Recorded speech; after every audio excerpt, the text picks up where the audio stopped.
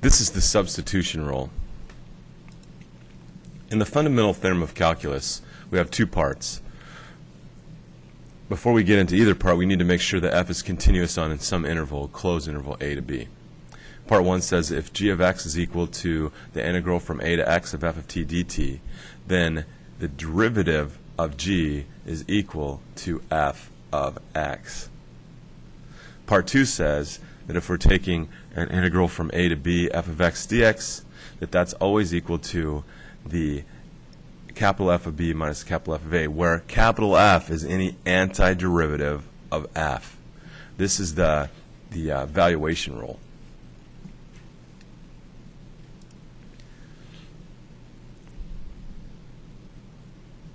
This is number 2 in a different form. An indefinite integral has a function for an answer. A definite integral has a value or a number for an answer. The substitution rule is what we're studying today.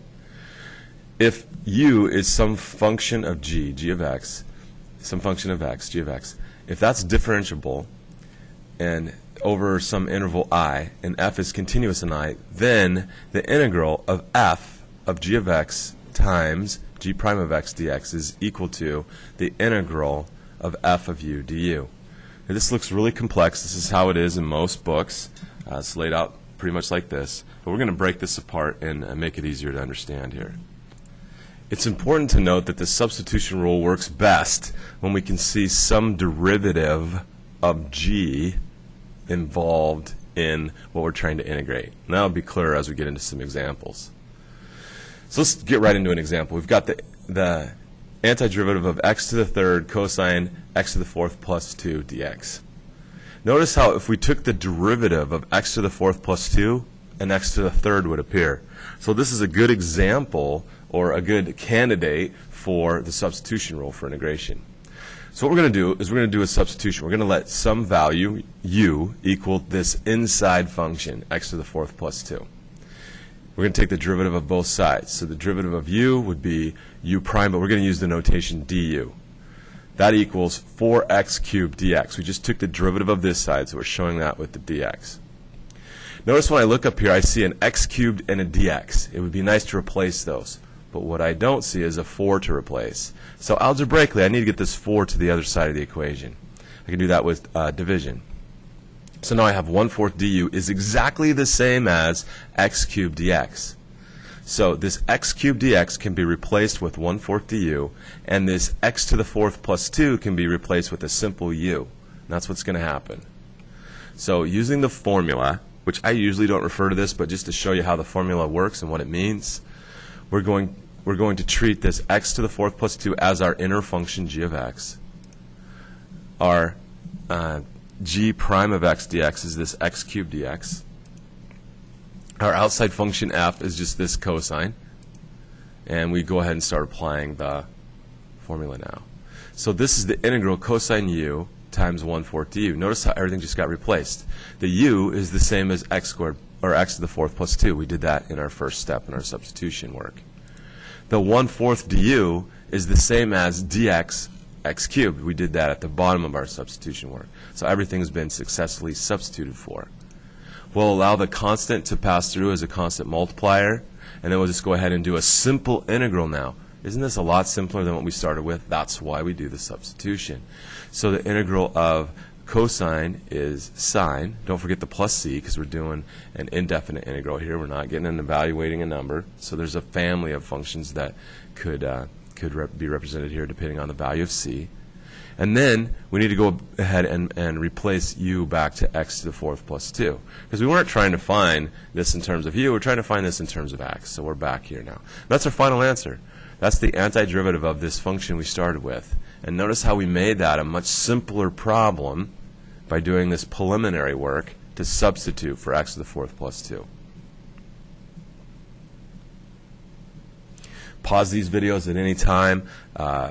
Go forwards, go backwards, do whatever you need to do to pace the lesson so it works for you.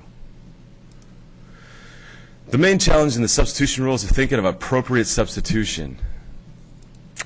You should try to choose u to be some function in the integrand whose differential also occurs except for some constant factor. In other words, remember how we had the x to the fourth plus 2? We saw an x cubed. So the derivative of that x to the fourth showed up somewhere else. If we can find that, that's what we want to substitute for. If that's not possible, try choosing u to be some complicated part of the integrand. And remember that this is an art. It's pretty common to guess wrong the first time on what you should substitute with, and then have to try again. Keep trying until you find something that works. So here's one for you to try. Evaluate the integral of the square root of 2x plus 1 dx. You can pause the video now and try.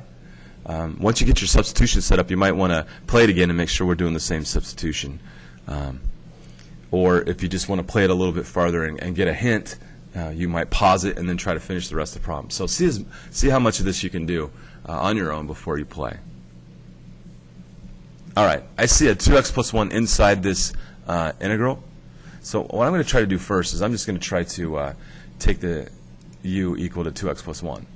And then I'm going to take the derivative of both sides. So the derivative of u we're going to write as du. The derivative of 2x plus 1 is 2 dx. Okay, I can replace the dx, that's good, but I can't replace the 2. So I need to get that to the other side. So I'm going to divide. So a half of du is the same as a dx, so I can replace that now. And I can replace this inner part with a u. So let's go ahead and write it. I got the integral of root u, instead of all this junk, times 1/2 du. The 1/2 can pass through as a multiplier. And now I'm going to think of this as u to the 1/2 and do an antiderivative. So if I add 1 to 1/2, I get 3 halves, and I divide by the new power. Don't forget the plus c. A half divided by 3 halves is 1/3. So I have 1/3 u to the 3 halves plus c. And now just substitute 2x plus 1 back in for u, and we're good to go. How'd you do? Here you go. Try another one. I think you might find this one goes a little easier. All right, on this one I can see the 3x is inside the sine function, so I'm going to let u equal 3x. From there, I'm going to take the derivative of both sides, so du equals 3 dx. I don't see a 3 to replace. There's a 3 inside here, but that's different than a multiplier of 3. So I'm going to divide both sides by 3. 1/3 du equals dx. And now I can replace the dx and the 3x. So the 3x gets replaced by u, the dx gets replaced by 1/3 du. The 1/3 is going to pass through. The antiderivative of sine is negative cosine. Don't forget the plus c. And then again, we replace u with our substituted value.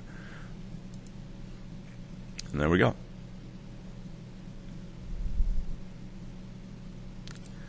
Give this one a try. See how far you can get.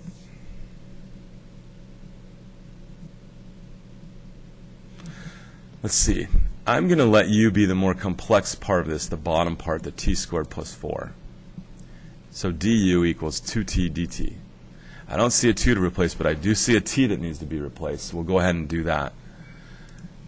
I've got half du equals t dt. We'll go ahead and replace that. So let's go ahead and do the replacement here. I've got, this is just a rewrite. I've got the integral of 1 over t squared plus 4 times t. So the t that's up here we just pulled off to the side. We're replacing the t squared plus 4 with a u, so that went in. We're replacing a t dt with a 1/2 du, so we can see that. The 1/2 is a constant multiplier that can just pass through. And now we're dealing with the integral of 1 over u. We can think of that as u to the negative 1 and try to do a derivative, but if you add 1 to that, you get 0, and that's a mess. So you have to recall, oh yeah, the derivative of the natural log of x is 1 over x. So the antiderivative of 1 over x has to be the natural log of x. So that's where this natural log of u appears from. Don't forget the plus c. And then finally we need to replace u by putting the t squared plus 4 back in for u. And there we go. How'd you do on that one? That's our learning target for today. I will see you in class.